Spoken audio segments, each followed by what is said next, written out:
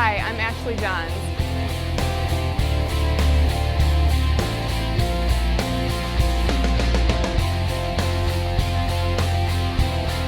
Stick with me and I'll take you through my training, nutritional, and supplementation program.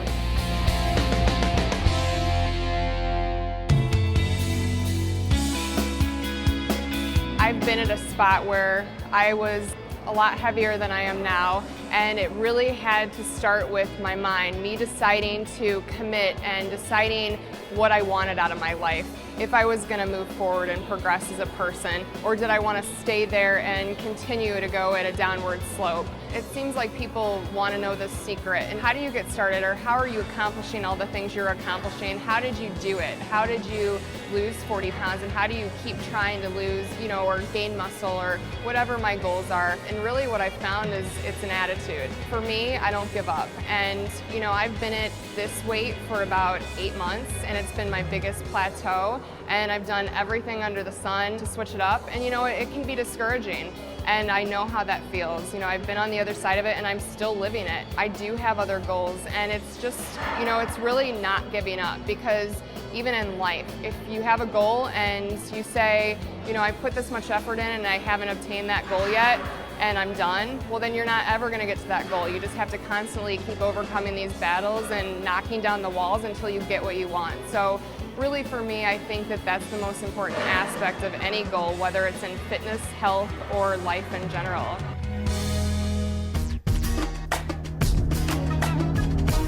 My overall approach is to constantly switch it up. I like to shock my body.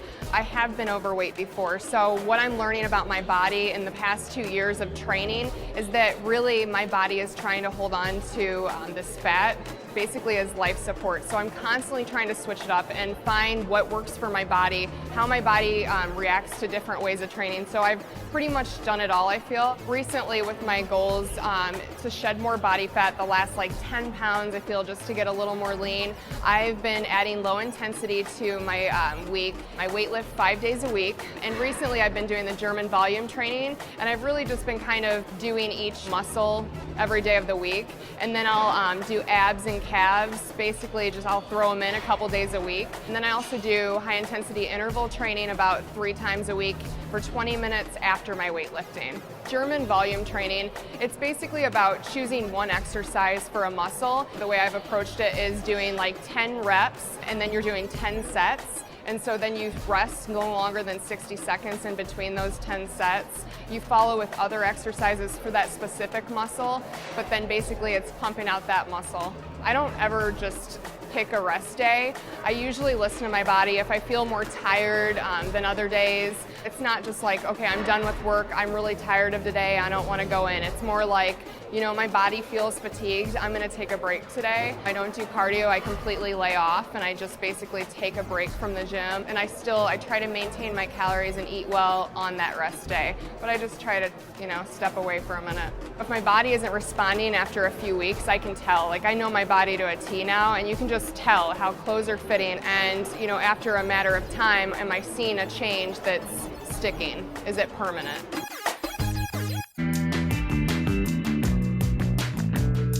For me, diet is a huge majority of whether you're trying to gain muscle, lose body fat, or just maintain a healthy lifestyle. And for me, I like to incorporate lots of fruits and vegetables, protein, carbohydrates for energy, and recently I've been carb cycling, which I've found has been working for me well. I think it's just a new approach for my body, and it's responding well to it. But to me, nutrition really is just about finding what works for you, never leaving anything out, making sure you're getting all of the nutrients that your body needs for energy. For my specific goals, I do, and I think everyone should do this, 5 to 6 meals a day, and I eat every 2 to 3 hours. So right when I wake up, unless I'm doing low intensity cardio in the morning on an empty stomach, I will eat. And I try to do the majority of my carbs from breakfast and then I taper out by nighttime. So when I have my last meal of the day, I'm having protein and vegetables.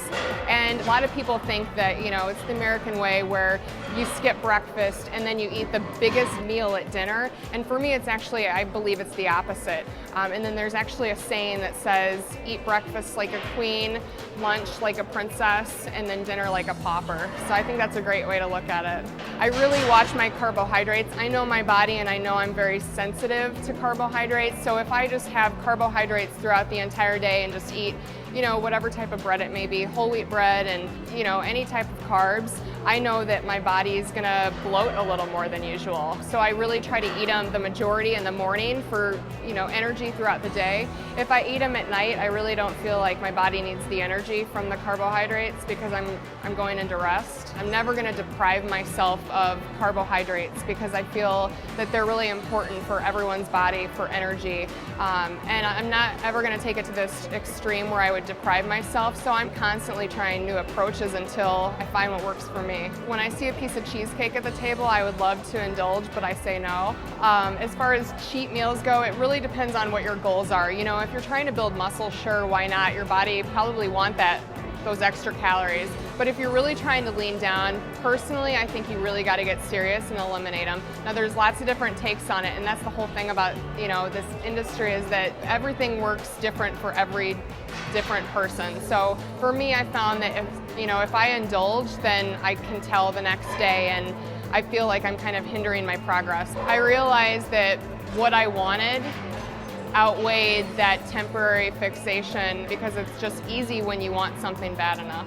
It is very, very challenging to make that decision to put that over, you know, having a really great meal because this is life, and that's kind of how I think we justify it. You know, you want to, you know, enjoy yourself, and you know, enjoying yourself is enjoying a nice meal and good food and friend time and, you know, eating with friends.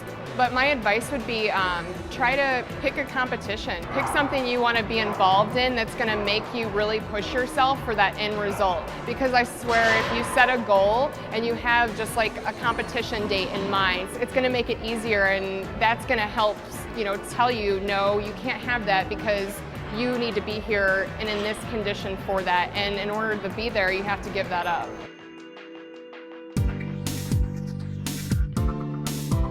Nutrients that may be lacking in the food that you eat on a daily basis. You know, you have a busy day at work and you aren't able to bring that chicken breast to work or prepare it for that day. You know, the supplementation would be the protein powder, which is there to help maintain your muscle and build muscle. When you go into the gym, you know, you're breaking down your muscle fibers and your muscle needs that extra protein to help rebuild it and sustain it. So that's why I supplement with protein powder. And as far as the extra nutrients, you know, vitamins and fish oil, I just think they're so important because internally is just as important as what's going on externally. If I'm trying to build more muscle, I would definitely supplement with more protein powder than I do now, and just make sure, you know, like I would do casein at night right before I went to bed, because then that's putting more protein in your body, and that's what your muscles need to build more muscle. And I would also add in BCAAs, so branched chain amino acids, and that's just replenishing, refueling your muscles as well. So I think they're both very important, and when I am trying to build muscle, I do incorporate both of those together. So if I were to recommend for you just starting off, if you're just starting to go to the gym, whether you're trying to lose weight, build muscle, the three most important supplements I would recommend are protein powder, branched chain amino acids, and then a pre-workout. Sometimes, you know, after a sluggish day, I'm feeling really tired, and I make myself get to that gym because I have a goal, so I'm there. And sometimes pushing out those last 5 reps, which is where the muscle really grows, is really hard to do without a pre-workout. And for me, that pre-workout really gives me that intensity I need, or maybe lacking from a hard day's work, and gets me to finish those 5 reps.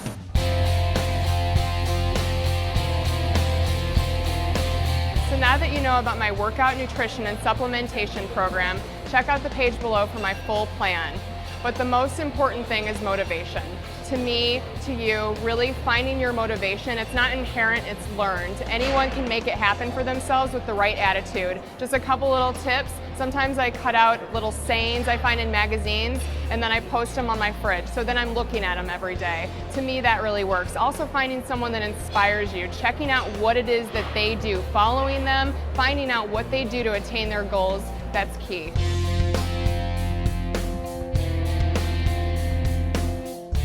you wanted to find more information on me or wanted to ask me any questions, check out my body space, Hottie I Am. For more content or any information like this, check out Bodybuilding.com.